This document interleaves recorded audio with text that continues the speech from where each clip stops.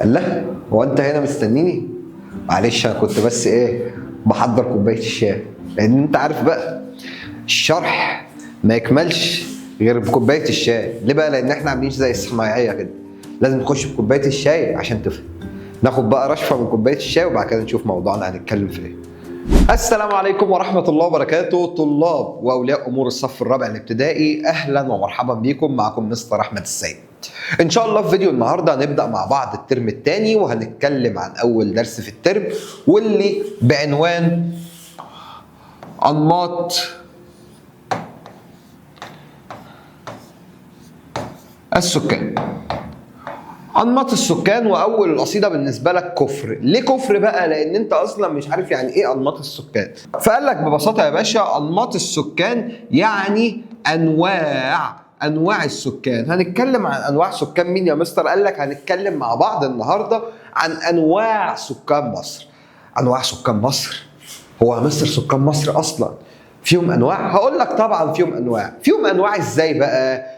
تعالى لما اقول لك. قال لك يا باشا في مثلا عندك انواع من سكان مصر اللي هم مثلا سكان المدن اللي عايشين في الحضر. لو انت مثلا بتتفرج عليا دلوقتي من القاهره او اسكندريه او ايا كان، فانت عايش في مدينه. في انواع تانية، انواع الريف او القرى اللي عايشين في الصعيد او الفلاحين. في انواع تانية اللي في الصحراء اللي هم البدو. فدول الانواع اللي احنا هنتناولهم في اول درس، اللي هو درس انماط السكان. بس قبل ما نتكلم في الانواع وقبل ما نتكلم في اي حاجه، لازم كم معلومه كده يكونوا عند حضرتك يا سعاده الباشا. اولا، هو اصلا عدد سكان مصر كام؟ عشان يا مستر بالصلاه على النبي كده نقسمهم لانواع. هقول لك ان سنه 2017 عملوا تعداد سكاني. اكتشفوا في التعداد السكاني ده ان عدد المصريين اللي موجودين 94 مليون نسمه.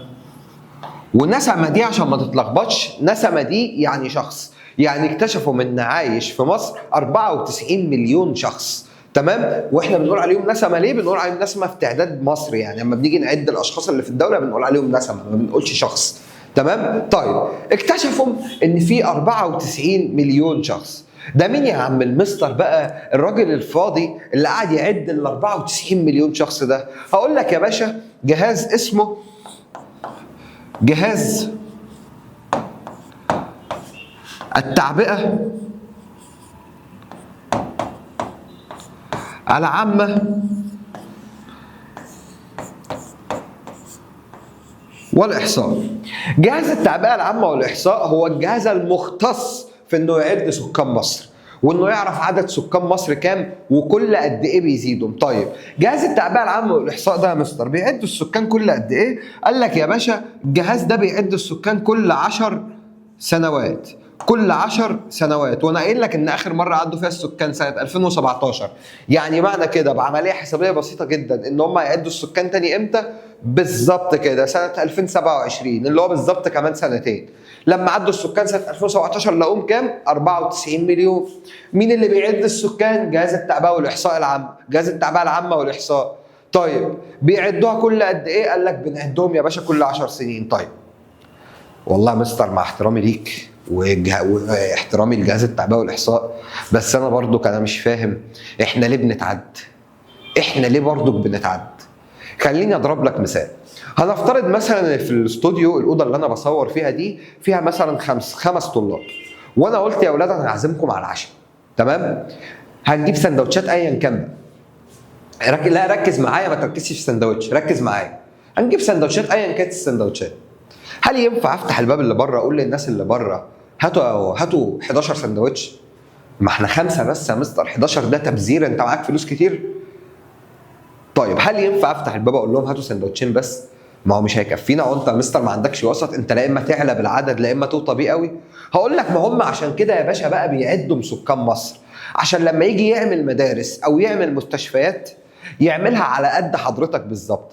من الاخر تروح المدرسه تلاقي ديسك تعرف تقعد عليه، لا قدر الله بعيد الشر عنك لما تتعب او يحصل لك برد او ايا كان تلاقي مكان في المستشفى تروح تتعالج فيه. عشان كده جهاز التعبئه والاحصاء ده موجود في مصر، وبيعد سكان مصر. ليه؟ قال لك عشان توفير الخدمات، لانه لازم يوفر لحضرتك الخدمات اللي انت محتاجها، سواء بقى خدمات تعليميه او خدمات صحيه او اي خدمات المفروض يوفرها لك. المفروض لما انت تحتاج حاجه، علاج مثلا، تروح تلاقيه. فعشان كده يا باشا بيعدوا من السكان عشان يجيبهم على قد السكان بالظبط، او يجيبوا من اللي يكفي احتياجات السكان، سواء بالزياده او بالنقصان، على حسب بقى العدد وعلى حسب الاحتياج في الوقت ده. يبقى تاني مع بعض كده، بنعد سكان مصر ليه يا مستر؟ قال لك عشان نوفر خدمات. مين اللي بيعد سكان مصر يا مستر؟ قال لك جهاز التعبئه والاحصاء. بيعد كل قد ايه؟ كل 10 سنوات. باخر مره عدوا امتى؟ قال لك سنه 2017. يعني المره الجايه امتى؟ 2027. طيب اما عدوها في 2017 كان عدد سكان مصر كام؟ قال لك اهو كنا 94 مليون نسمه، كنا لسه 94 مليون. انما دلوقتي بقى بالصلاه على النبي بقى فتحت مننا وبهوقت على الاخر، بقت 120 مليون، ولسه ما زلنا بنكتر يعني. طيب عندك بقى يا باشا تعريف مهم جدا في المنهج اسمه تعريف التعداد السكاني. ايه هو بقى تعريف التعداد السكاني ده؟ يعني بيقول لك يا باشا من الاخر يعني ايه بقى تعداد سكاني؟ انت عمال يا مستر يا حلو، انت عمال تقول لها تعداد سكاني تعداد سكاني، طب يعني ايه بقى اصلا تعداد سكاني اللي انت عمال تقول لنا عليه ده؟ قال لك بص يا باشا، قال لك التعداد السكاني هو حصر وعد شامل لمين؟ للسكان. ليه؟ لتوفير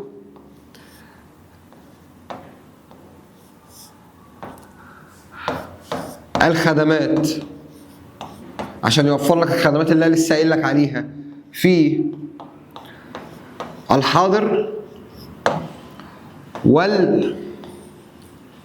والمستقبل. عد وحصر شامل للسكان عشان يوفر لحضرتك الخدمات في الحاضر، الوقت الحالي اللي انت محتاجه دلوقتي تلاقيه، والمستقبل. المستقبل زي ايه بقى؟ خليني اكمل لك على المثال اللي احنا فيه بتاع السندوتشات. لو انا دلوقتي هجيب لكم مذكرات مراجعه، تمام؟ فانا هحتاج برضك اكون عارف عددكم عشان ساعه لما تيجي وقت المراجعه اجيب برضك على عددكم، ولا اجيب كتير ولا اجيب قليل. كذلك بقى اضرب المثال على الدوله، بيحتاج انه يعرف عددك عشان يعرف انت في الحاضر دلوقتي محتاج مدارس ولا محتاج ايه، وقدام ممكن تحتاج مدارس او مستشفيات تانية. صح ولا غلط؟ صح. طيب فاحنا دلوقتي عرفنا مين اللي بيعدوا السكان وليه بيعدوا السكان. طيب بيعدوهم ازاي؟ ودي معلومه عامه ليك يعني، تمام؟ بيعدوهم ازاي بقى يا مستر؟ بص يا باشا، في طريقتين بيتعدي بيهم السكان. اول طريقه بتاعت شهاده ميلاد الطفل. مش الطفل اول ما بيتولد يا حبايبي بنروح نعمل له شهاده ميلاد؟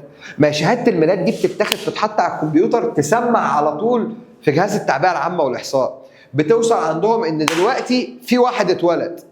وفي طريقه تانية، الساعه بقى اما بيجوا يطعموا الطفل، مش ساعات بتسمع كده يقول لك في تطعيمات دلوقتي والناس بتلف على البيوت عشان تطعم الاطفال.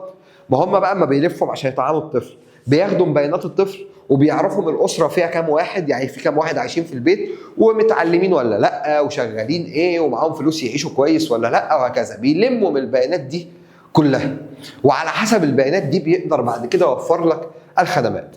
يبقى تاني مع بعض عرفنا ان اللي بيعد السكان جهاز التعبئه والاحصاء اخر مره سنه 2017 كان عددنا لسه 94 مليون، بيعدونا كل 10 سنوات. بيعدونا يعني ايه بقى تعداد السكان يا مستر؟ قال لك اهو هو حصر وعد شامل للسكان.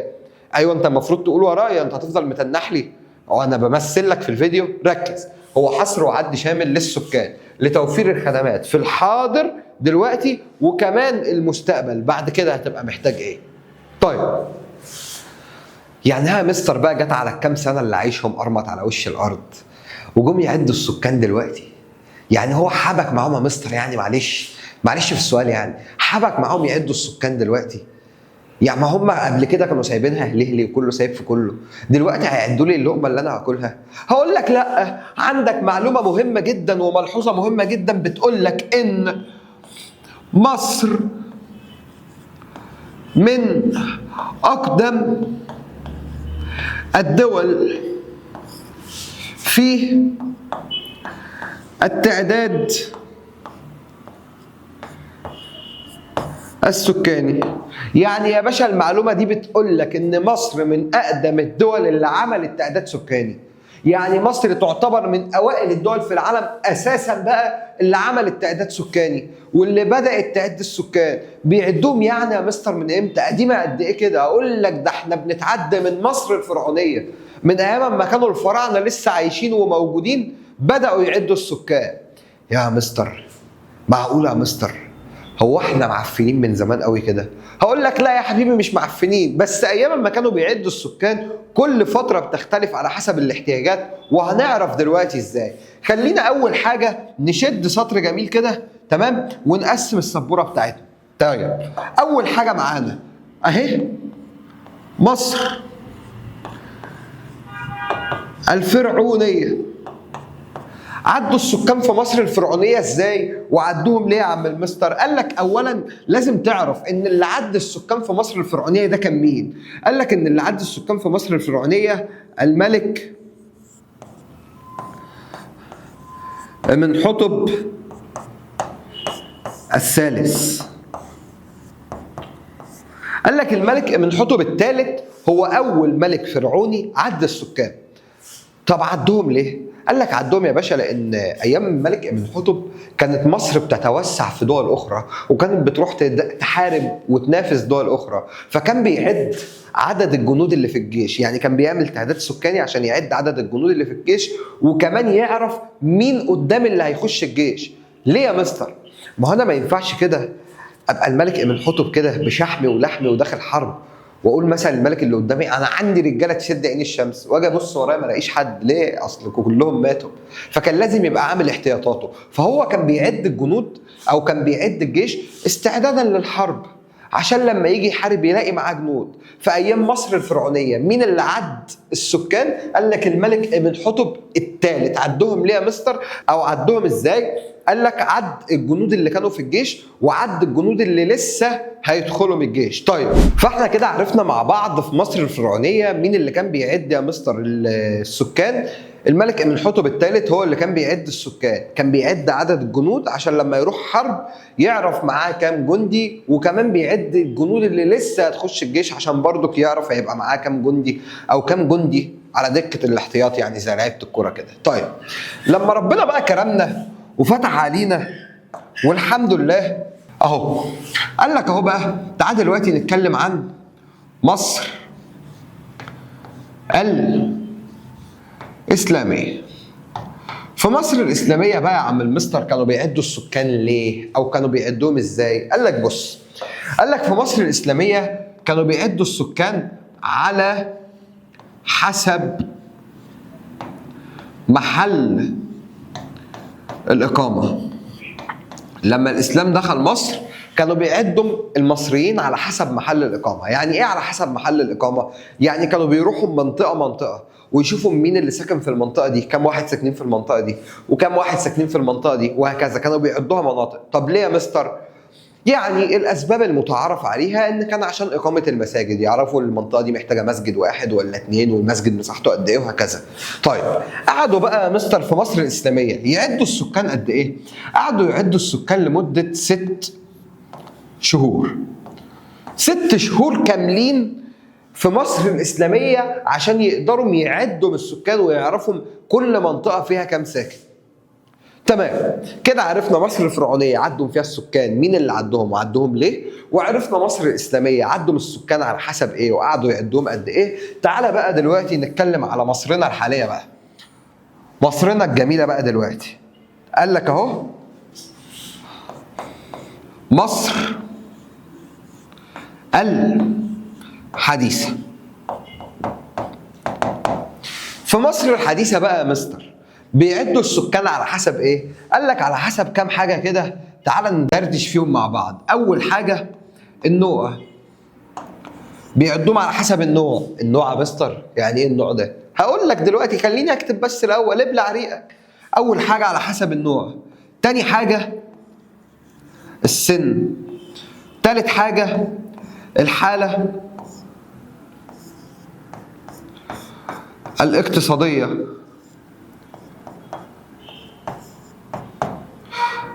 رابع حاجة الحالة الاجتماعية. في مصر الحديثة يا باشا بيعدوا من السكان على حسب النوع والسن والحالة الاقتصادية والحالة الاجتماعية. طيب النوع ده يعني ايه؟ قال لك النوع ده يعني بيشوفوا في كام ذكر وفي كام أنثى، بيشوفوا عدد الذكور وعدد الإناث، يعني عدد الصبيان وعدد البنات. طب ده بيفرق في ايه؟ برضك معلومة عامة ليك، انت اللي عندك في المنهج هم بيعدوهم على حسب ايه وخلاص، بس معلومة عامة ليك، لو عدد البنات اكتر من عدد الصبيان في الدوله فدي بتبقى مشكله في الغالب. ليه؟ لان الصبيان بتشتغل وبتصرف على نفسها، انما البنات لا، يقدروا من الصبيان دول يشتغلوا في مصانع الدوله فيكسبوا الدوله فلوس. انما على العكس لو جيت عكست الموقف هتلاقي البنات هتكسب الدوله فلوس في ايه؟ هل البنات هتروح تبني؟ طبعا لا. هل هيشتغلوا في مصانع عربيات مثلا؟ طبعا لا. تمام. طيب ده بالنسبه للنوع. السن، قال لك السن يا باشا عشان يعرفوا عدد صغار السن اللي موجودين في الدوله وعدد الشباب وعدد كبار السن، لان لو عدد صغار السن وعدد كبار السن هو اكبر عدد موجود في الدوله فدي مشكله. ليه؟ لان صغار السن انت دلوقتي بتشتغل؟ لا، بتاخد مصروفك وبيتصرف عليك في تعليم ومش عارفه ايه وبنبني لك مدارس، فالدوله بتتحمل تكلفه كبيره. انما لو شاب زيي او زي اي شاب تاني فالشباب بتشتغل وهي اللي بتجيب فلوس للدوله، مش الدوله اللي بتصرف عليهم. اما بقى الحاله الاقتصاديه يعني بيروحوا يشوفوا الاسره دي مثلا معاها فلوس تقدر تعيش ولا لا، طب لو معاهمش بيقدروا يوفروا لهم مشروع عشان اب يقدر يصرف على اولاده وهكذا. والحاله الاجتماعيه اللي هو زي حالتي كده، بيشوفوك بقى متجوز مش متجوز، مطلق، ارمل، بيشوفوك بقى ارمل ده يعني مراتك ميته، تمام، بيشوفوك بقى ايه الدنيا معاك. عرفنا دلوقتي مين اللي بيعد السكان. قلنا جهاز التعبئه العامه والاحصاء بيعدهم كل 10 سنوات. بيعدهم ليه يا مستر؟ لتوفير الاحتياجات. خدنا كمان تعريف التعداد السكاني اللي هو ايه بقى؟ هو حصر وعد شامل للسكان لتوفير الاحتياجات في الحاضر، الوقت بتاع دلوقتي، وكمان المستقبل. قلت لي يا مستر يعني هم جم على الكام سنه بتوعي عشان يعدوا السكان؟ قلت لك لا. قلت لي امال بيعدوا السكان من امتى؟ قلت لك ده بيعدوهم من زمان جدا، من ايام مصر الفرعونيه الملك امنحتب، ومن ايام مصر الاسلاميه على حسب محل الاقامه قعدوا 6 شهور يعدوهم، وفي مصر الحديثه. طيب سكان مصر بقى مستر اللي هم كتير جدا اللي انت عمال تقول لنا عليهم دول بيعيشوا فين؟ هل السكان دول متوزعين على محافظات مصر كلهم بالتساوي؟ يعني كل محافظة فيها عدد سكان معين؟ ولا ايه القصة بالظبط؟ ناخد بق شاي ونرجع تاني. إجابة السؤال يا باشا اللي أنا لسه سأله لك من شوية إنه لأ، عدد سكان مصر مش متوزع على على عدد محافظات مصر كلها. أولا احنا أصلا عندنا كام محافظة في مصر؟ احنا عندنا في مصر 27 محافظة. عدد السكان مش متوزع عليهم بالتساوي، بالعكس في محافظات فيها سكان كتير جدا وفي محافظات عدد سكانها قليل جدا. طيب زي ايه مثلا؟ قال لك يعني عندك مثلا محافظات زي اهو القاهرة والجيزة. قال لك سكان القاهرة والجيزة بيزيد عددهم عن كام؟ عن 8 مليون نسمة. يعني عدد سكان محافظة القاهرة والجيزة الاتنين مع بعض عدد سكانهم 8 مليون نسمة، بل وممكن يكون أكتر كمان من 8 مليون نسمة. يا مستر 8 مليون؟ هقول لك ودول أكبر سكان أو أكبر محافظتين فيهم عدد سكان. إنما مثلا تيجي تبص مثلا على محافظة زي محافظة جنوب سيناء، فهتلاقي ان عدد سكان محافظة جنوب سيناء اقل من مليون نسمة. عدد سكان محافظة جنوب سيناء اقل من مليون نسمة. واخد بالك في الفرق في التوزيع؟ القاهرة والجيزة اكتر من 8 مليون، انما جنوب سيناء اقل من مليون واحد بس. طيب لو جاب لك سؤال اكمل وقال لك اهو اكبر محافظة من حيث عدد السكان هي نقط. لو قال لك اكبر محافظة من حيث عدد السكان هي محافظة نقط، هتكتب له بقى القاهرة ولا الجيزة؟ قال لك لا، هتكتب له على النقط القاهرة. هتقول لي يا مستر مش القاهرة والجيزة عادي؟ هقول لك بس هو لو عايز منك واحدة بس اكتب القاهرة بس. طب ليه يا مستر القاهرة؟ يجي لك سؤال تاني يقول لك بما تفسر السؤال اللي انت مش بتحبه، تمام؟ تعد محافظة القاهرة أكبر محافظة من حيث التعداد السكاني. ليه محافظة القاهرة أكبر محافظة من حيث التعداد السكاني؟ هتبقى إجابتك هنا يا باشا بسيطة خالص، لأنها عاصمة البلاد. لأن هي بكل بساطة يا باشا القاهرة هي العاصمة، ففيها كل الوزارات وفيها كل الخدمات اللي حضرتك ممكن تحتاجها، عشان كده السكان قاعدين فيها بكثرة. يبقى آخر حاجة معانا النهاردة قلنا إن القاهرة والجيزة عدد السكان فيهم أكتر من 8 مليون نسمة، إنما أقل محافظة من حيث التعداد السكاني هي محافظة جنوب سيناء أقل من مليون. لو جالك في أكمل عايز منك محافظة واحدة بس من أكبر محافظات التعداد السكاني هتقول له القاهرة، تمام؟ ويجي لك سؤال متفسر يقول لك تعد محافظة القاهرة أكبر محافظة من حيث التعداد السكاني، ليه؟ هتقول له بكل بساطة لأنها عاصمة البلاد. خدنا النهارده مع بعض، اتكلمنا في البداية، عرفنا مين اللي بيعد السكان بيعدهم كل قد ايه، خدنا ان مصر من اقدم الدول في التعداد السكاني، وخدنا الثلاث مراحل بتوع التعداد السكاني في مصر. اتمنى يكون الشرح فادك ونفعك. لو فادك ونفعك وشايف ان ممكن حد يجيلك استفاد شيره عشان يجيلك استفاد. كان معكم مستر احمد السيد، سلام.